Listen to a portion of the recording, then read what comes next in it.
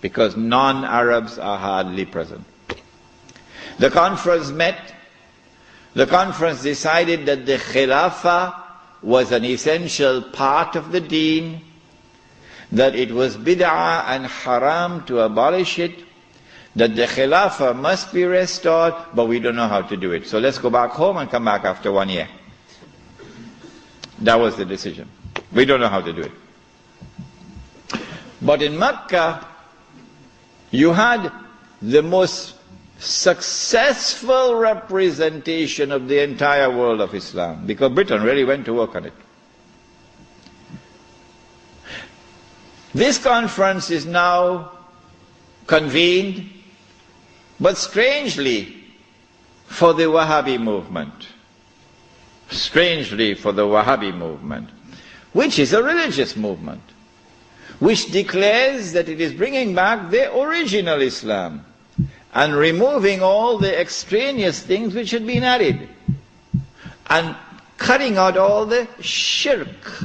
So this is the real Islam. Well, then how come you don't even have the subject of the Khilafah in your agenda for your conference? We asked the Wahhabi movement, give us an answer. There is no answer.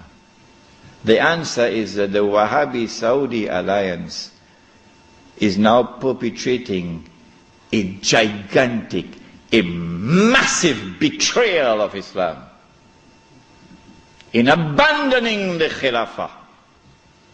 And so the conference takes place. But the subject of the Khilafah is not even on the agenda of the conference.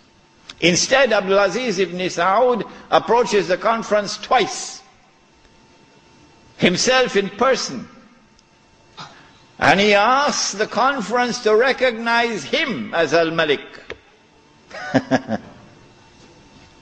That his rule should be recognized over the Hijaz. When the conference had heard His Majesty the King on both occasions, and the conference is now sitting down to discuss the matter, shall we recognize Saudi Wahhabi rule over the Hijaz? The leader of the Indian Muslim delegation jumped up to speak first. He spoke first. His name was Maulana Muhammad Ali Jawhar. He got up and he told the king, get lost. We'll never do that. As soon as the leadership of the Indian Muslim delegation had established its position of rejecting the claim of the Saudi Wahhabi leadership for sovereignty and control over the Hijaz, the rest of the delegates couldn't say, That was the power of a man who knew Islam and lived Islam. And so the conference ended without giving to the Saudi Wahhabi rule over the Hijaz recognition.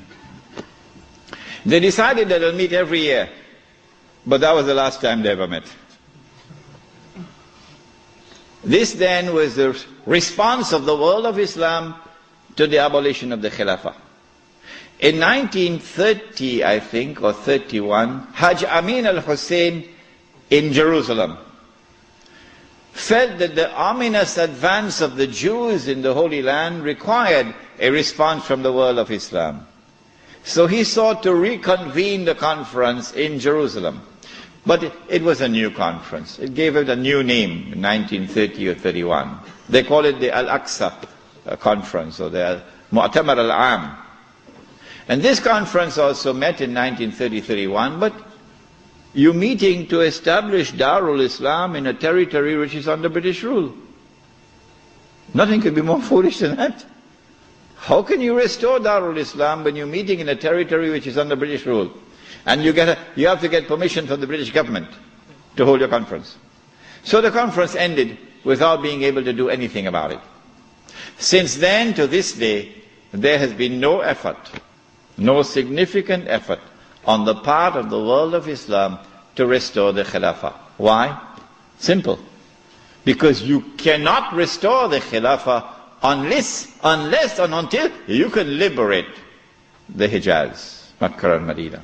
You can't do that when the Hijaz, the security of the Hijaz is underwritten by Uncle Sam. What is the replacement of the Khilafah? Around the world, beginning with the secular Republic of Turkey, and then an Iran which resembles a Shia republic, but essentially is a secular republic. And then the secular Republic of Pakistan, which of course has now become the American Republic of Pakistan. And then in 1933, the Republic of Saudi Arabia, but they're parading as a monarchy. But it's actually a secular state. Because it has all the trappings of a secular state. A secular state has territorial sovereignty. The state of Saudi Arabia has territorial sovereignty. A secular state has citizenship. Once upon a time when I went to Mecca, I was Muslim. And the only difference between me and my fellow Muslim who was resident in Mecca was that I was Musafir and he was Sakin. Other than that, we're the same. But now, I am a foreigner.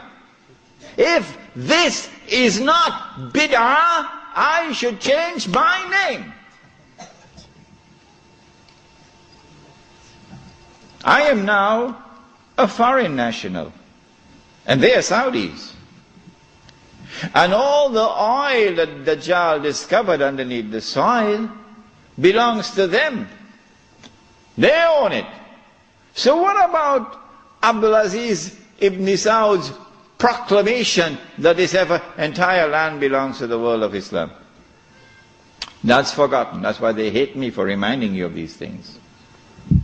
The entire world is now embraced. The entire world of Islam is now embraced by the modern secular state. Now let me say to you before I leave Australia, any Muslim, whenever I talk on two subjects, a lot of people now begin to behave strangely towards me. But while it pains my heart, it will not change me. Because I do not teach Islam to please people. I try to do it to please my Lord. When I talk on the subject of riba, some people begin to hate me. Yeah, it doesn't matter. When I talk on this subject also. When a Muslim pledges his allegiance to the modern secular state and to its constitution, which declares that Allah is no longer Al-Malik, no longer Al-Akbar, no longer Al-Hakam. The state is now Al-Malik, Al-Akbar and Al-Hakam. And the state can make halal what Allah made haram. When a Muslim pledges his allegiance, and you've got to do that to get citizenship. Oh yeah. Can't get a US passport without pledging allegiance. When you do that, you commit shirk. If you don't believe me, no problem. No problem. When you reach the grave, then you will see. When a Muslim goes and votes in the elections to constitute the government which will preside over this shirk, you enter into shirk. But if you don't believe me and you want to go and vote in the elections, I am not stopping you. So don't let there be any bad blood between us. I'm not stopping you. But when you enter in the grave and you find that you've entered into shirk, do not plead ignorance. That's all. Stand up like a man and take it on that day. This is now the universal shirk that the Prophet ﷺ had prophesied. He said the time would come when shirk will be everywhere, be so difficult to recognize it. However, as difficult as it would be to recognize a black ant on a black stone on a dark night. So if you did not recognize it before this lecture, don't be surprised, but now you know. This universal secular state is now used to embrace all of mankind, including the world of Islam, in political globalization. So that eventually you have one government over all of mankind, eventually the Jews will now rule the world using that structure. That's about to happen. We already made significant progress towards that day. When you read this book, Jerusalem in the Quran, which I believe is the first and only book on the subject, because you couldn't write this book before 1948. Nobody could write it before 1948. Not in 1400 years of this history. In fact, it was difficult to write this book in 1948. It's easy to write it now, but difficult to write it at that time.